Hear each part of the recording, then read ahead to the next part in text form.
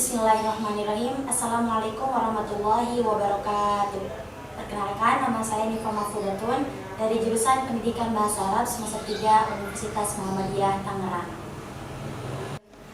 Video ini ditujukan untuk memenuhi syarat perkuliahan pada mata kuliah Ilmu Pendidikan Islam.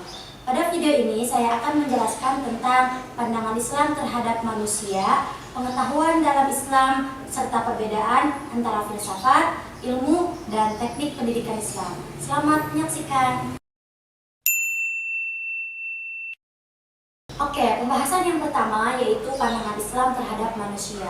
Seperti yang telah kita ketahui, manusia secara etimologi berarti makhluk yang diciptakan atau dijadikan oleh Tuhan. Makhluk di sini berarti sesuatu yang dijadikan dan diciptakan langsung oleh Tuhan, seperti contohnya manusia, hewan, tumbuhan, dan lain-lain. Namun secara terminologi banyak yang mengartikan manusia dari para kalangan ahli dan ilmuwan lainnya. Saya mengambil satu pendapat dari Abu Dinata mengatakan bahwa manusia adalah makhluk sempurna yang Allah ciptakan, yang memiliki jasmani, rohani, dan akal yang sehat.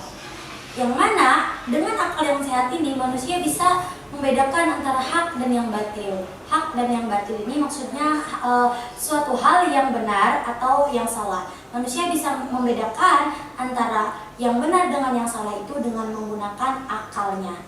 Tetapi untuk membedakan antara yang benar dan yang tidak, manusia perlu proses yang sangat panjang. Di antaranya adalah perlu melewati proses pendidikan atau jenjang pendidikan yang tidak memakan waktu yang pendek. Dengan kemampuannya bisa membedakan antara hak dan yang batil, antara yang benar dan yang salah, maka manusia sebelum diciptakan ke muka bumi ini memiliki atau mengemban amanah dari Allah Subhanahu wa taala. Di antaranya adalah untuk menyembah dan beribadah kepada Allah Subhanahu wa taala. Hal ini disebutkan di dalam Al-Qur'an yang berbunyi, A'udzubillahi minasyaitonirrajim. Bismillahirrahmanirrahim. Wa ma khalaqatul jinna wal insa illa liya'budun. Yang artinya Allah berfirman, aku tidak menciptakan jin dan manusia melainkan hanya untuk beribadah kepadaku. Quran Surat Ad-Dariyat ayat 51. Yang telah kita ketahui dari ayat ini bahwa di situ ada penekanan hendaknya manusia menyembah Allah Subhanahu wa taala semata. Dari pembahasan ini kita dapat pelajari bahwa manusia adalah makhluk Allah, makhluk yang Allah ciptakan dengan memiliki akal yang sehat, jasmani dan rohani yang paling sempurna di antara makhluk-makhluk yang lainnya. Baiklah teman-teman, setelah kita mengetahui manusia dan pendapat Islam tentang manusia, materi selanjutnya yang akan saya bahas pada video kali ini yaitu tentang pengetahuan dalam Islam. Pengetahuan secara etimologi atau secara bahasa adalah sesuatu yang telah diketahui.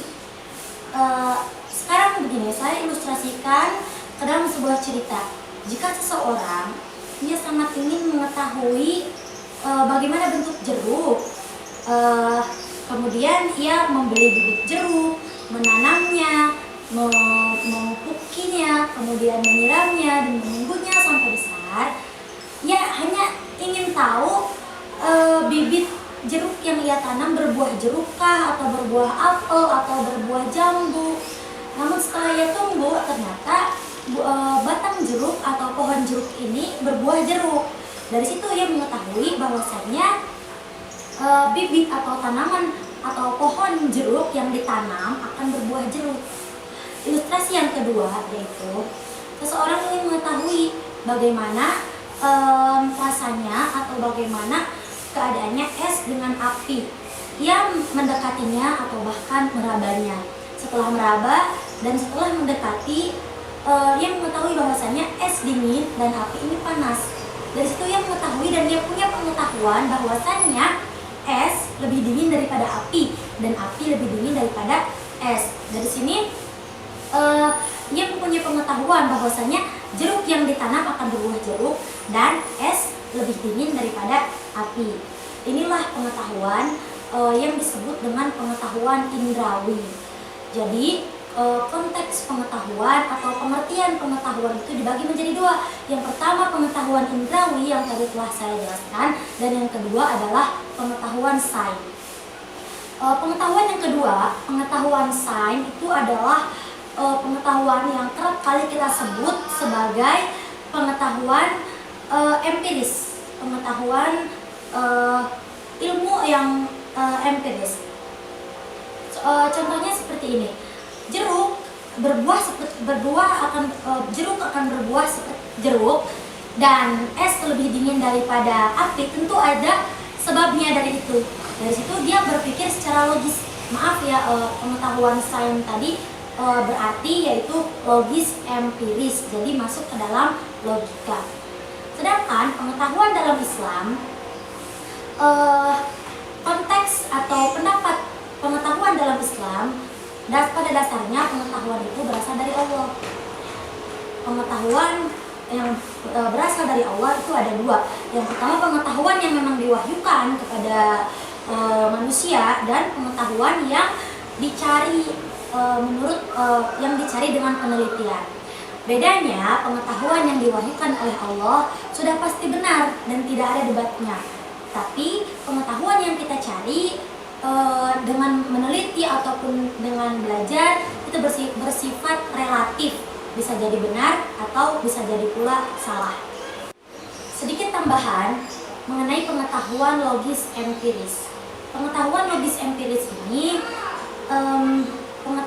kata pengetahuan dalam Kamus Bahasa Indonesia, Kamus Besar Bahasa Indonesia itu disebut dengan ada istilah ilmu. Sedangkan ilmu dalam Kamus Bahasa Indonesia diambil dari kata bahasa Arab yang artinya itu adalah pengetahuan. Yang lebih membingungkan lagi, dalam bahasa Indonesia sains itu berarti ilmu pengetahuan. Baiklah teman-teman, menginjak ke pembahasan selanjutnya, yaitu perbedaan antara filsafat, ilmu, dan teknik pendidikan Islam.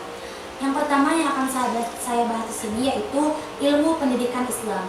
Sebagaimana yang telah kita ketahui, di situ ada konteks ilmu pendidikan Islam. Ilmu pendidikan Islam. Segala sesuatu atau segala kata yang mengandung kata ilmu itu berarti pengetahuan, yakni pengetahuan tentang pendidikan Islam. Ahmad Tafsir mengemukakan bahwa pengetahuan atau ilmu pendidikan Islam ini haruslah bisa diuji secara logis dan juga sekaligus harus bisa diuji secara empiris. Jadi setiap ilmu pendidikan Islam yang tidak bisa diuji teorinya yang tidak bisa diuji secara logis dan empiris, atau kurang satu saja teorinya, maka belum bisa disebut sebagai ilmu pendidikan Islam. Yang kedua, adapun filsafat adalah suatu pengetahuan manusia secara logis saja, namun tidak bisa dibuktikan secara empiris. Pengetahuan manusia akan objek-objek yang abstrak. Bisa jadi pengetahuan yang ia cari sudah konkret, namun ia hanya mencari keabstrakannya saja. Kemudian yang ketiga yaitu teknik pendidikan Islam. Ahmad Tafsir mengemukakan bahwa yang dimaksud teknik di sini bukan teknologi pendidikan Islam, karena apabila teknik di sini dijelaskan atau berarti teknologi pendidikan Islam, maka akan tidak jauh bedanya dengan ilmu pendidikan Islam yang harus bisa dibuktikan secara logis dan empiris. Tetapi ia berpendapat bahwa teknik pendidikan Islam di sini adalah juklak atau atau petunjuk pelaksanaan.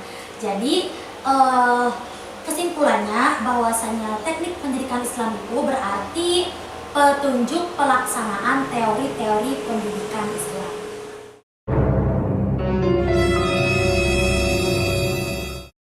Baiklah teman-teman, dari pembahasan saya dari awal tentang pandangan Islam terhadap manusia, kemudian pengetahuan dalam Islam, kemudian perbedaan antara filsafat, ilmu, dan teknik Islam, dapat kita simpulkan atau dapat kita rangkumkan bahwasanya sejatinya manusia adalah makhluk atau ciptaan Allah yang paling sempurna dari makhluk-makhluk yang lain. Karenanya Allah menugaskan manusia untuk menjadi seorang pemimpin atau khalifah di muka bumi ini. Tetapi untuk menjadi khalifah, seorang pemimpin di muka bumi ini untuk membedakan antara yang benar dengan yang salah, antara hak dan yang batil, haruslah melalui ilmu pendidikan Islam. Kemudian dalam Islam, sumber pengetahuan itu sejatinya berasal dari Allah Subhanahu wa taala.